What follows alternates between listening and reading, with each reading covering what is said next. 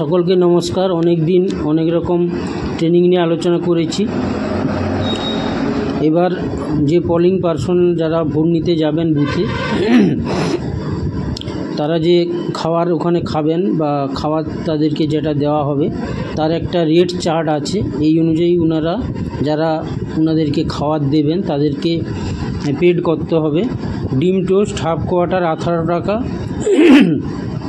ডিম টোস্ট ফুল কোয়ার্টার 24 টাকা, সিঙ্গেল ডিমের অমলেট 12 টাকা, ডবল ডিমের অমলেট 20 টাকা, সেদ্ধ ডিম 8 টাকা, সবজি ভাত 200 গ্রাম বাঁশকাঠি রাইস, ডাল আলু ফ্রাই 2 ধরনের তরকারি চাটনি 50 টাকা, সবজি ভাত প্লাস ডিমের কারি 1টি ডিম 60 টাকা, সবজি ভাত প্লাস ডিমের কারি 2টি ডিম 70 টাকা, সবজি ভাত প্লাস মাছ 1 পিস যার ওজন 90 থেকে 100 গ্রাম 80 টাকা, সবজি ভাত plus chicken 3 piece 150 gram chicken থাকবে 100 টাকা। এক্সট্রা ভাত যদি নেন তাহলে 1 হাতার দাম হচ্ছে 4 টাকা আর ডালটা ফ্রিতে পাওয়া যাবে। এইটা